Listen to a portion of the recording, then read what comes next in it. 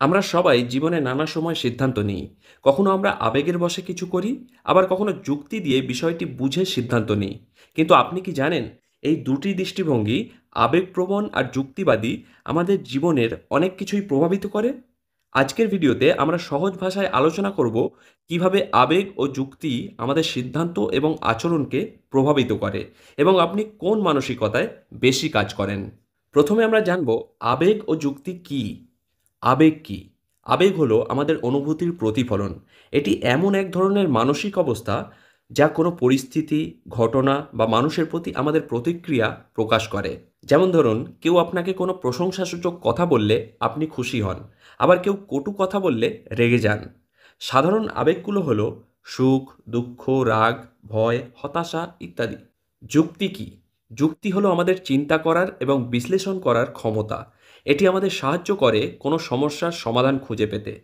যেমন একটি গুরুত্বপূর্ণ পরীক্ষার আগে আপনি যদি ঠিক করেন যে ফোকাস করবেন এবং প্রস্তুতি নেবেন, তাহলে এটি যুক্তিবাদী সিদ্ধান্ত।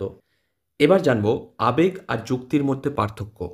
আবেগ কাজ করে আমাদের হৃদয়ের ওপর ভিত্তি করে, আর যুক্তি কাজ করে আমাদের মস্তিষ্কের ওপর ভিত্তি করে। তাহলে এখন প্রশ্ন হলো, আপনি কি আবেগপ্রবণ? চলুন জেনে নেওয়া যাক আবেগপ্রবণ মানুষের 5টি বৈশিষ্ট্যের ব্যাপারে। 1. তারা অনুভূতিপ্রবণ হয়। 2.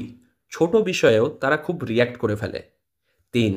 মানুষের প্রতি খুব সহজেই সহানুভূতি দেখায়। 4. আবেগের কারণে তারা কখনো কখনো ভুল সিদ্ধান্ত নেয়। 5. নিজের ফিলিংস নিয়ন্ত্রণ করতে কষ্ট হয়। আবেগপ্রবণ হওয়ার সুবিধা। আবেগপ্রবণ মানুষ সাধারণত অন্যদের সঙ্গে গভীর সম্পর্ক গড়ে তোলে।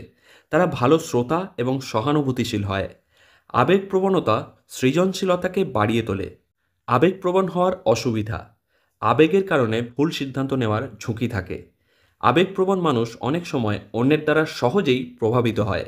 তারা মানসিক চাপ বা উদ্বেগে বেশি ভোগে। নাকি আপনি যুক্তিবাদী? চলুন জেনে নেওয়া যাক যুক্তিবাদী মানুষের কয়েকটি বৈশিষ্ট্যের ব্যাপারে। 1. তারা সব কিছু বিশ্লেষণ করে। 2. সিদ্ধান্ত নেওয়ার আগে বিষয়টি অনেক গভীরভাবে চিন্তা করে। 3. আবেগের চেয়ে বাস্তবতাকে বেশি গুরুত্ব দেয়। 4. যুক্তিবাদীরা সাধারণত ধৈর্যশীল এবং পরিস্থিতি নিয়ন্ত্রণে রাখতে দক্ষ। যুক্তিবাদী হওয়ার সুবিধা। যুক্তিবাদী মানুষ সাধারণত সঠিক সিদ্ধান্ত নেয়। তারা সমস্যার কার্যকর সমাধান খুঁজে বের করতে পারে। তাদের মানসিক চাপ কম হয়, কারণ তারা আবেগে প্রভাবিত হয় না। যুক্তিবাদী হওয়ার অসুবিধা। তারা অনেক সময় অনুভূতি উপেক্ষা করে। যুক্তির ওপর অতিরিক্ত নির্ভরশীলতা সম্পর্কের ক্ষেত্রে সমস্যা তৈরি করতে পারে। তাদের মাঝে সৃজনশীলতার অভাব দেখা দিতে পারে। তাহলে এখন প্রশ্ন হলো, আপনি আবেগপ্রবণ নাকি যুক্তিবাদী? চলুন কিছু সাধারণ লক্ষণ দিয়ে এগুলো চিহ্নিত করা যাক। 1. যখন আপনি কোনো সমস্যার সম্মুখীন হন, আপনি কি প্রথমে অনুভূতির বশে প্রতিক্রিয়া দেখান? হ্যাঁ হলে আপনি বেশি আবেগপ্রবণ, না হলে আপনি যুক্তিবাদী। 2.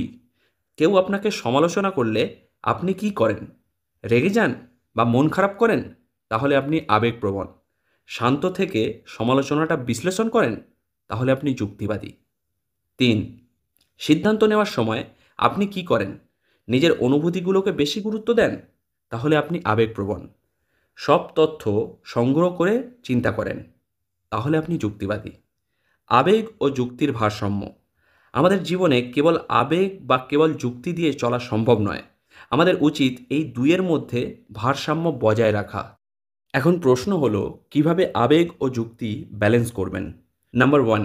আবেগ নিয়ন্ত্রণ করুন। আবেগের কারণে তাড়াহুড়ো করে সিদ্ধান্ত নেবেন না। ধীরে ধীরে গভীরভাবে শ্বাস নিন এবং শান্ত হন। সমস্যার আসল কারণটা বোঝার চেষ্টা করুন। নাম্বার 2. যুক্তির ব্যবহার বাড়ান।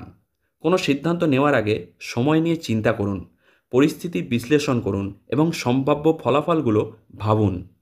নাম্বার 3. নিজেকে প্রশ্ন করুন, আমি কি এই সিদ্ধান্তে আবেগের কারণে প্রভাবিত হচ্ছি? যুক্তির দিক থেকে এই সিদ্ধান্তটি কতটা কার্যকর? নাম্বার 4. নিজের দুর্বলতা স্বীকার করুন। আপনি যদি খুব আবেগপ্রবণ হন, তাহলে পরিস্থিতি বিশ্লেষণ করার চেষ্টা করুন। আপনি যদি খুব যুক্তিবাদী হন, তাহলে অন্যদের অনুভূতিগুলো বোঝার চেষ্টা করুন। আমরা মানুষ, এবং আমাদের মধ্যে আবেগ ও যুক্তি দুইয়েরই স্থান আছে। কেবল আবেগপ্রবণ হওয়া বা কেবল যুক্তিবাদী হওয়া আমাদের জীবনের ভারসাম্য নষ্ট করতে পারে। সফলতার জন্য দরকার এই দুইয়েরই মধ্যে সামঞ্জস্য রাখা। তাই নিজের অনুভূতিগুলো নিয়ন্ত্রণ করতে শিখুন এবং যুক্তিবাদী হওয়ার চেষ্টা করুন। আপনারা কেমন মানসিকতা ধারণ করেন? আবেগপ্রবণ না যুক্তিবাদী? নিচে কমেন্টে জানাতে ভুলবেন না। যদি ভিডিওটি ভালো লেগে থাকে তাহলে লাইক করুন, শেয়ার করুন এবং আমাদের চ্যানেলটি সাবস্ক্রাইব করে সঙ্গে থাকুন। ধন্যবাদ।